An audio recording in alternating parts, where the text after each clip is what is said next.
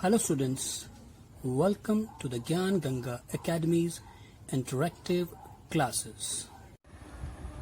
Hello everyone, this is your maths book, Mathematics Primer.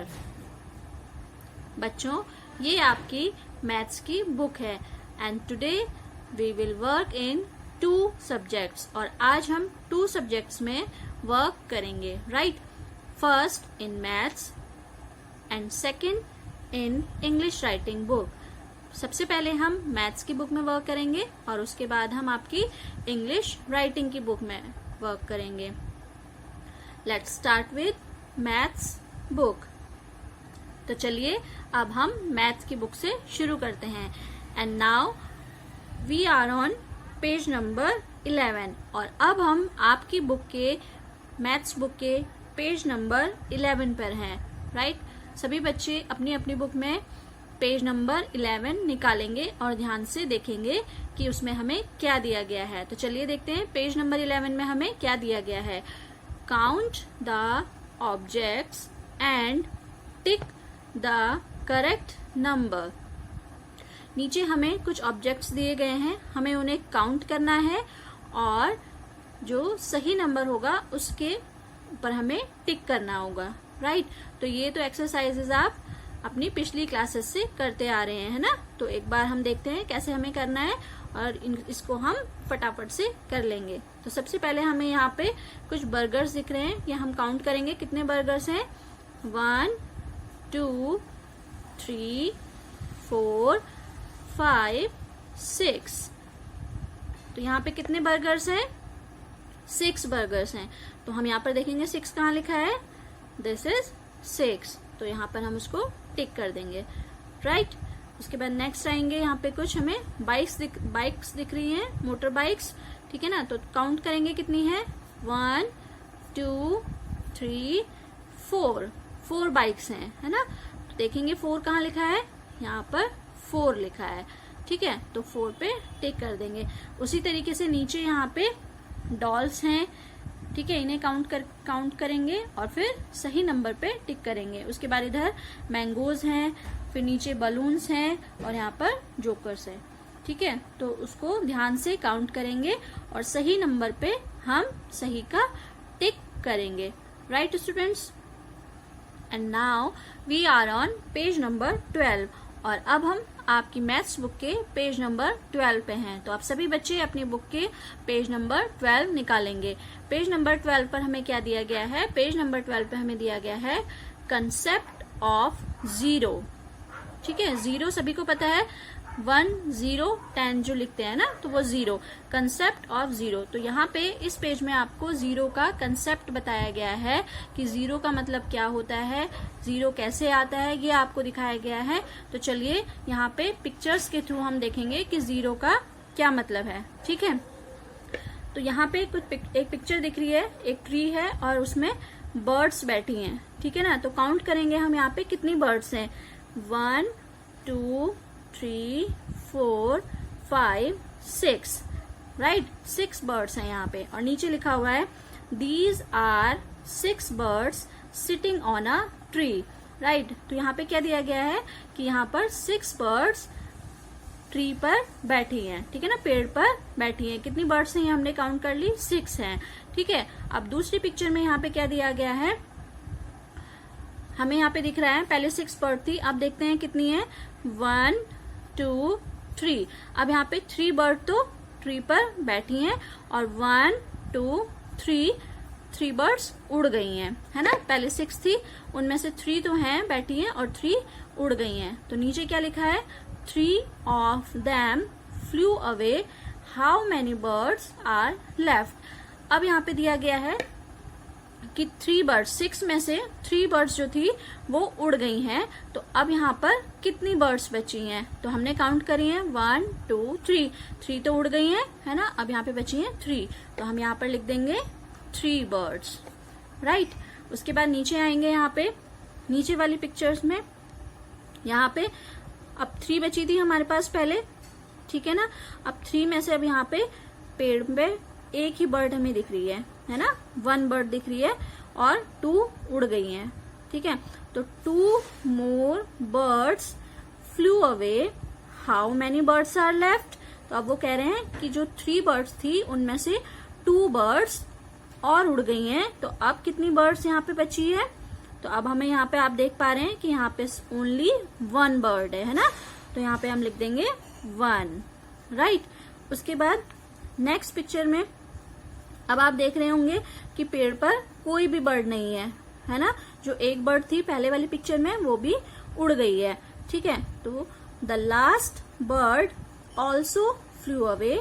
Now how many birds are left? तो वो कह रहे हैं कि जो लास्ट बर्ड थी, जो 1 बर्ड थी यहाँ पर, वो भी उड़ गई है. तो अब कितनी बर्ड्स बची हैं यहाँ पे? तो अब तो हमें कोई सी भी बर्ड नहीं दिख रही है ना यहाँ पे. आपको दिख रही है? नहीं दिख रही है यहाँ पे. तो यहाँ पे इसका मतलब क्या है? यहाँ पे 0, कोई नहीं है, ठीक है ना. तो हम यहाँ पे लिख देंगे 0. ठीक. अब नीचे आएंगे यहाँ पे हमें दिया गया है, आप देख रहे हैं कि पिक्चर दिख रही है और ट्री पर कोई भी बर्ड नहीं है. तो this is called 0. 0 means none or nothing. तो जब कुछ भी नहीं होता है तो उसका मतलब होता है 0, ठीक है ना. और 0 का मीन्स होता है नन और नथिंग, मतलब कुछ भी नहीं, ठीक है ना. 0 का मतलब है कुछ भी नहीं. तो वी राइट 0 एज, हम 0 कैसे लिखते हैं? जैसे ये बना है, ठीक है ना. 0 लिखना तो सबको आता है. 1 0 10, राइट. तो अब आप समझे कि 0 का क्या कंसेप्ट है. जहां पर कोई भी चीज नहीं होती है, कुछ नहीं होता है, वहां पे हमें 0 लिखना होता है, राइट स्टूडेंट्स. तो आई होप आपको ये 0 का कंसेप्ट पिक्चर्स के थ्रू अच्छे से समझ में आया होगा, ठीक है ना. अब उसके बाद हम पेज नंबर 13 पर चलेंगे. आपकी बुक के सभी बच्चे पेज नंबर 13 निकालेंगे और पेज नंबर 13 पर हमें यहाँ पे दिया गया है आफ्टर, बिफोर एंड बिटवीन. और ये आफ्टर, बिफोर एंड बिटवीन ये भी आप लोगों ने पहली क्लासेस में कर चुके हैं, ठीक है ना. तो यहाँ पर 3 आपको पिक्चर दिख रही है. 3 बॉय हैं यहाँ पर. फर्स्ट वाले का नाम है रोहित, सेकंड का नाम है मोहित और यहाँ पे थर्ड गर्ल है, उसका नाम है साक्षी, ठीक है. तो अब देखते हैं कि क्या दिया गया है हमें यहाँ पे. मोहित इज आफ्टर रोहित. सबसे पहले तो आफ्टर का मतलब क्या होता है? आफ्टर का मतलब होता है बाद, ठीक है ना, बाद. और बिफोर का मतलब होता है पहले. एंड बिटवीन का मतलब होता है बीच में, राइट. तो आफ्टर का मतलब है बाद, बिफोर का मतलब है पहले और बिटवीन का मतलब है बीच में, ठीक है. तो यहाँ पे 3 पिक्चर्स के थ्रू हमें सिखाया गया है कि आफ्टर, बिफोर एंड बिटवीन का यूज हम कैसे करते हैं, ठीक है. तो यहाँ पे देखेंगे मोहित इज आफ्टर रोहित. अब ये इसका नाम है मोहित, आप पढ़ पा रहे होंगे MO, मो HIT, हित, मोहित, ठीक है ना. तो इसके बारे में बात हो रही है. वो कह रहे हैं कि मोहित इज आफ्टर रोहित. अब रोहित कौन है? रोहित ये है RO, रो, HIT, हित, रोहित. ये रोहित है. वो कह रहे हैं कि मोहित जो है वो रोहित के आफ्टर है ना. तो ये रोहित है और इसके आफ्टर मोहित है. रोहित के बाद मोहित है. And Rohit and Mohit are before Sakshi, ठीक है. और ये है साक्षी, इनका नाम है साक्षी. अब वो कह रहे हैं कि रोहित और मोहित जो है वो साक्षी के बिफोर है, मतलब साक्षी से पहले हैं.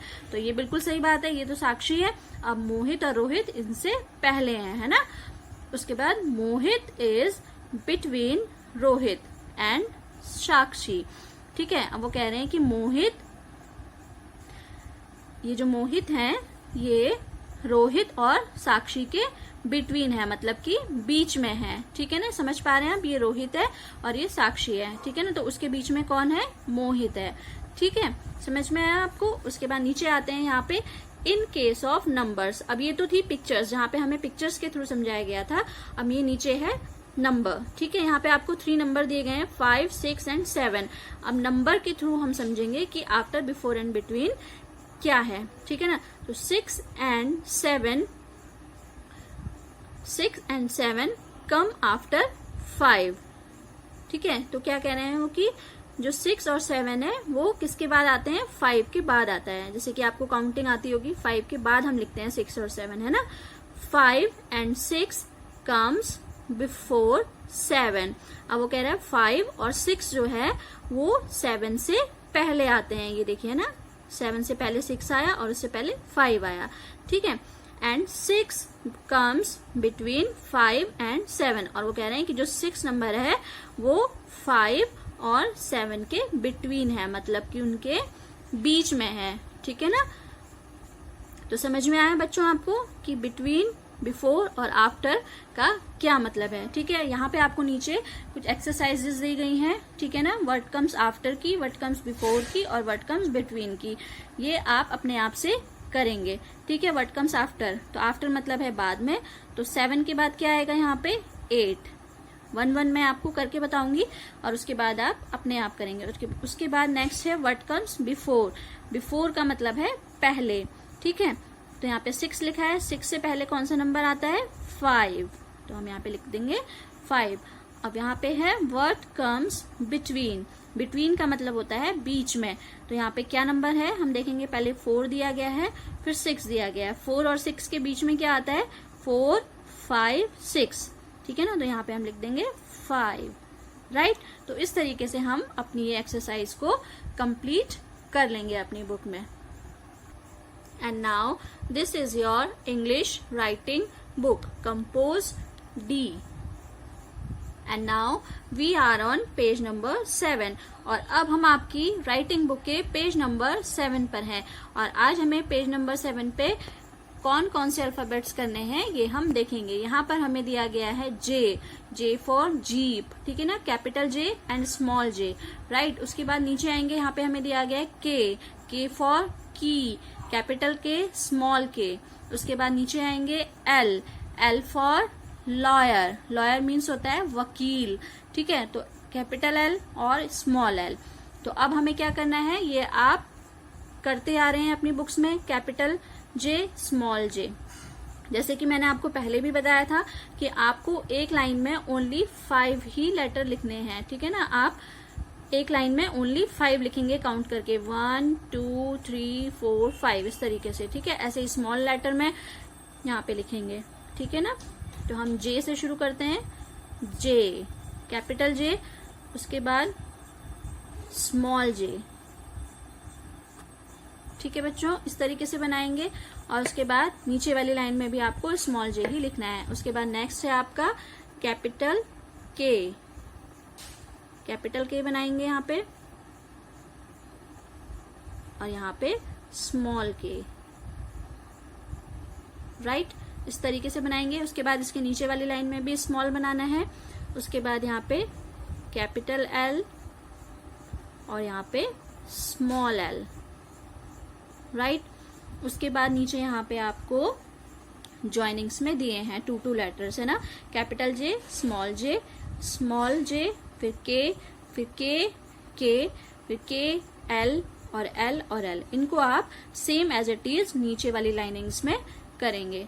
Right students? तो इस तरीके से आप अपनी राइटिंग बुक का पेज नंबर 7 साफ हैंड राइटिंग में सभी बच्चे कंप्लीट कर लेंगे। Right students? तो आज के लिए इतना ही। Thank you and have a good day. I hope you enjoyed our video. Thanks for being with us.